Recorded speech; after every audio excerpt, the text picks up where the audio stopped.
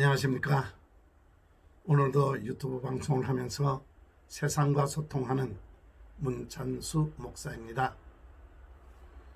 오늘은 성령으로 거듭나야 합니다 라는 제목으로 같이 말씀을 살펴보려고 합니다.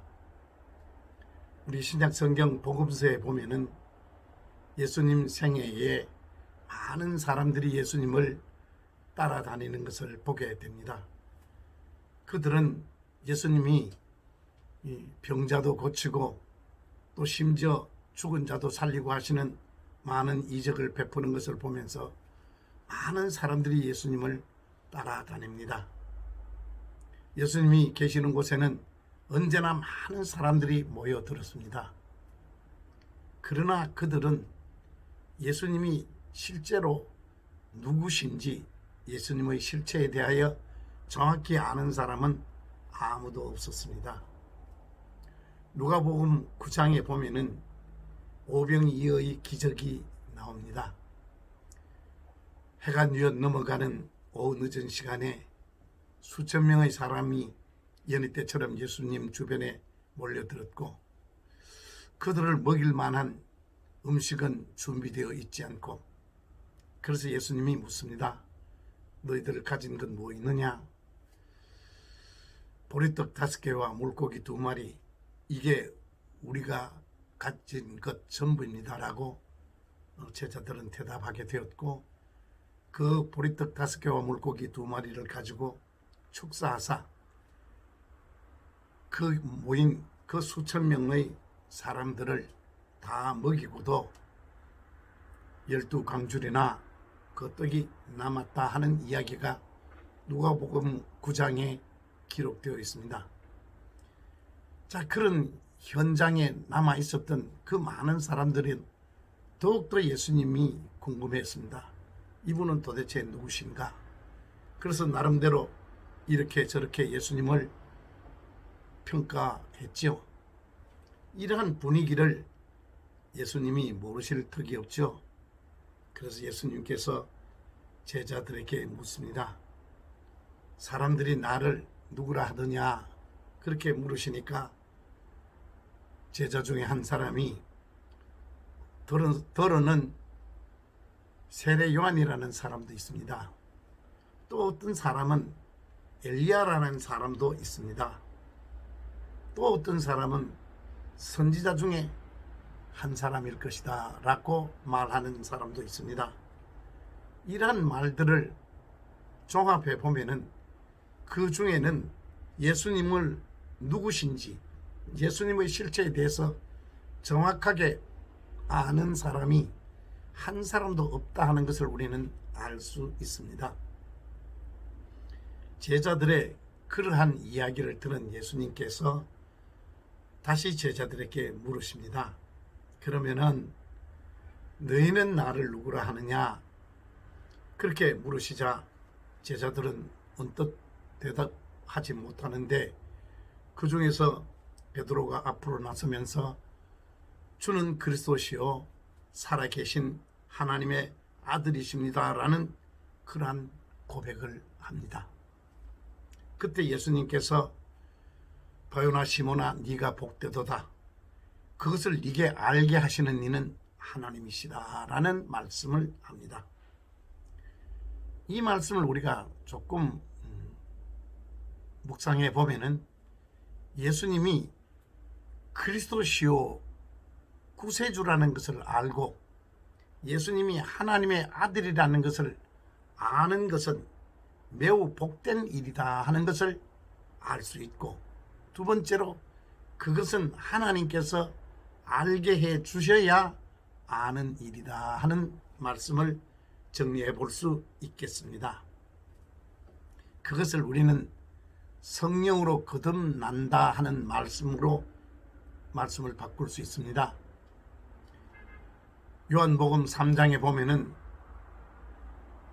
율법학자요 유대의 관원이었던 니고데모라는 사람이 밤에 예수님을 찾아오지요. 그래서 그는 예수님에 대하여 알고 싶어 했습니다. 그리고 천국에 대하여 알고 싶어 했습니다. 그때 예수님은 천국에 대하여, 예수 그리스도에 대하여 정확하게 아는 것은 성령으로 거듭나야 알 수 있는 일이다 라는 말씀을 해 주시지만은 니고데모는 쉽게 그 말씀을 이해하지 못합니다. 그때 예수님께서 다시 설명해 줍니다. 성령으로 거듭난다 하는 말은 바람이 부는 것을 우리는 안다. 근데 그 바람이 어디에서 와서 어디로 불어가는 것을 알지 못하는 것과 같이 성령으로 거듭나는 일은 그렇게 참 신비한 일이다라는 말씀을 해 주시죠. 우리가 예수 그리스도가 하나님의 아들이시요 그리스도라는 그 일을, 그 말을 알아듣는 것은, 아는 것은 매우 신비한 일이다, 그런 말입니다. 우리가 실제 예수님을 따라다니던 제자들 한번 보십시오. 성령으로 거듭나기 전 제자들의 모습이 어땠는지 우리가 먼저 살펴보면 예수님과 3년을 같이 공생애를 보냅니다.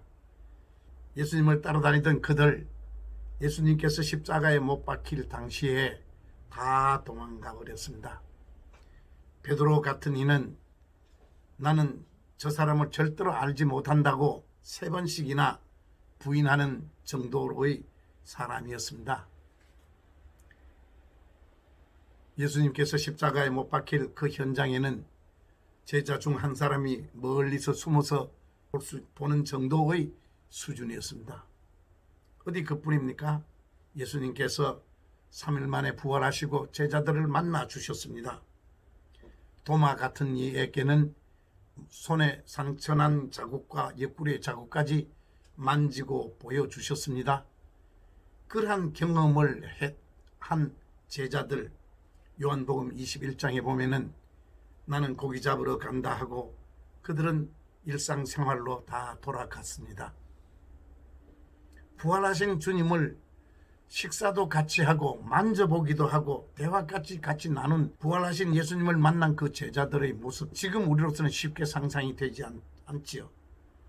일상생활로 그냥 돌아갑니다. 일상생활로 돌아갔다라는 것이 잘못되었다라는 말도 아니고 나쁜 일이다라는 말도 아닙니다. 성령으로 거듭나지 못한 사람은 그러한 모습입니다. 예수님을 통하여 기적을 경험하고 부활하신 예수님을 손으로 만져보기까지 했지만 성령으로 거듭나기 전에 그들의 삶은 조금도 과거와 다르지 아니한 모습입니다. 그러나 예수께서 약속하신 대로 오순절에 성령이 강림하시자 그들은 성령의 은혜로 거듭나게 되었고 그 제자들 모두가 다 순교하는 그러한 제자들로 바뀌어진 것을 우리는 압니다. 또 한 사람 우리가 대표적으로 예를 들어볼 수 있는 사람이 사울이라고 불리던 나중에 바울로 이름이 개명된 바울 모습을 압니다. 그는 유대교의 열심인 청년이었습니다. 가마리엘 문화 출신의 학식이 있는 장래가 유망한 그런 유대 청년이었습니다. 그래서 그는 교회를 잔멸하는 그 일에 앞장섰던 사람입니다. 여기서 성경에서 잔멸이라는 말의 그 원어의 뜻은 멧돼지가 포도원을 뒤집는다, 그러한 뜻을 가진 단어지요.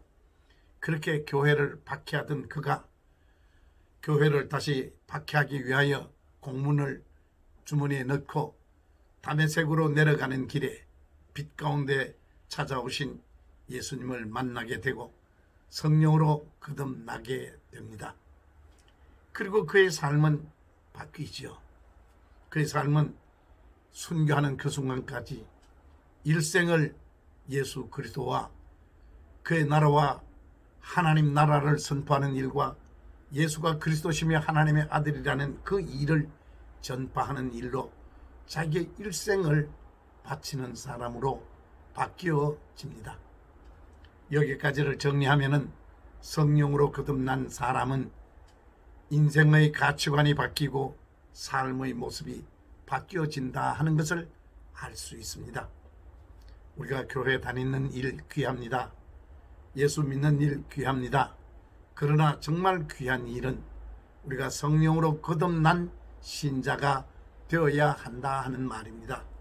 성령으로 거듭난 신자는 지금까지는 나를 위해서 살던 사람이, 성령으로 거듭난 신자는 나보다 더 하나님을, 예수 그리스도의 나라를 위한 사람으로 바뀌어지는 모습으로 우리는 성경에서 볼 수 있습니다. 우리가 오늘날 이 땅에 많은 교회들이 있고 이 땅에 많은 신자들이 있습니다. 우리 모두가 성령으로 거듭나야 하겠습니다. 그래야 이 땅에 교회에 희망이 있고 이 작은 대한민국에 희망이 있습니다. 오늘 말씀은 여기까지 하겠습니다. 고맙습니다. 다음 토요일에 다시 뵙겠습니다. 좋아요 버튼과 구독 버튼 눌러주시면 방송을 준비하는 목사에게 위로와 격려가 되겠습니다. 다음 토요일까지 건강하게 안녕히 계십시오. 고맙습니다.